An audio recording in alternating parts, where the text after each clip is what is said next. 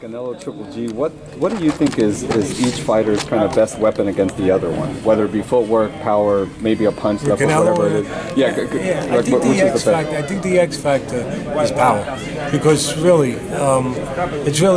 it's the power of Golovkin that, you know, when this fight was talked about a couple of years ago, I was the first one to say, it was 2 years, whatever it was. I was the first one to say that I think it'd be a mistake at that moment if Canelo's people fought him. They had the goose that lays the golden eggs, and you know, why put him in the fox house where he could get eaten up and there's no more golden eggs?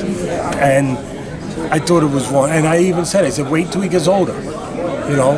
And they waited. They're pretty smart, those people. I didn't know they were that smart. They waited, and you know what? Because at that time, the reason why, and if people ask me, they throw a microphone in front of me, why shouldn't he fight him? Too big, too strong. Boom. Don't have to go any farther. Too big, too strong. Golovkin, too big, too strong. But now, 2 years later, maybe he is deteriorated. He has not improved. You could say that he's deteriorated. He's 34 years old. You could even say he's been exposed in his last two fights with Brook and with Danny Jacobs. And I love Danny Jacobs. He did a great job. But I still think he exposed him, which is credit to Danny Jacobs. But so this is a guy that's not the hardest guy to hit, not the fastest guy in the world, a guy who built his resume on. Listen, he's terrific, Golovkin, but he built his resume, taking nothing away from him, but he built it on knocking out a lot of middleweight, European junior middleweights. And now the last couple of times, like he fights a middleweight and Danny Jacobs, and man, he has a tough time. And again, he's 34 years old. We're allowed to dissipate. I mean, really, we're allowed to get less. It happens. And I think he's dissipated. And then you got the other side of the equation, the other side of the coin. You got Canelo, who's still young, which is 26, right? He's still young. He's getting better. He's shown improvement. He has shown improvement. Defensively, he's been able to incorporate that into his game. And I think it's a much closer fight than it would have been 2 years ago. It's the kind of fight that makes me think now whether or not I still like Canelo Golovkin the way I did, because now it's not about being big and stronger. Now it's about being older, being vulnerable, being one-dimensional. I mean, that's what I've seen in him lately, you know. Now, but it still comes to that X factor power, that Canelo has to diffuse that power, has to avoid that power. Probably in the right hand for the most part, right? I mean, the power for the most part it would be the right hand. Canelo's been vulnerable to right hands, and that's where Golovkin looks to load up. He has to be able to avoid that if he's going to win this fight. So it starts there. Then it goes to places like, well, let's switch around here. Let's trade places.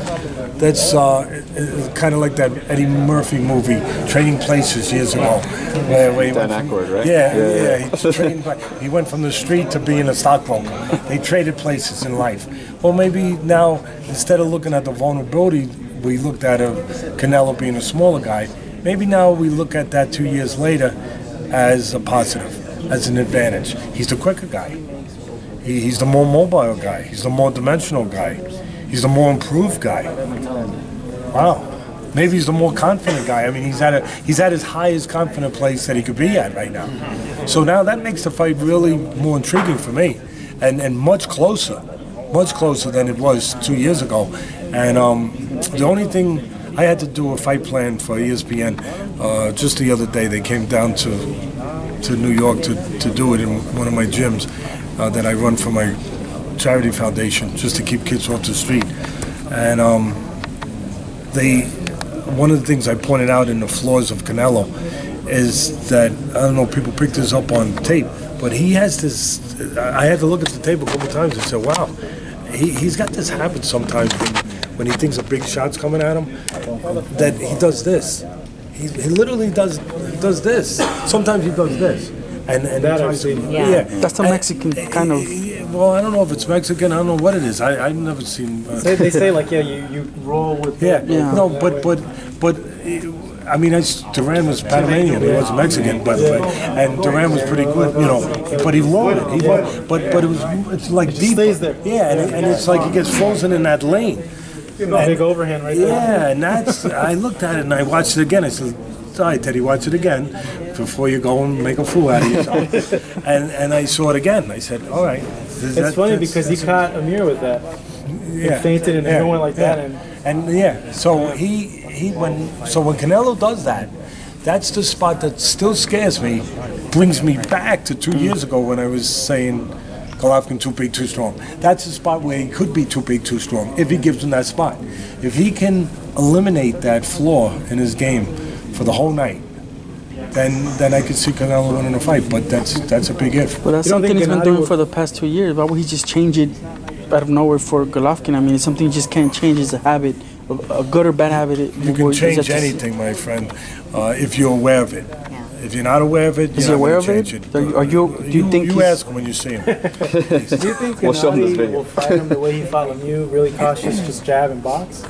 I think he's going to be smart about it. I mean, you know, Golovkin's a guy who won a silver medal. Yeah. Golovkin's a guy who had 400 amateur fights. I mean, you're not stupid when you've had 400 amateur fights and you won a silver medal. You've been in with all kinds of talent, all over the world, all kinds of styles.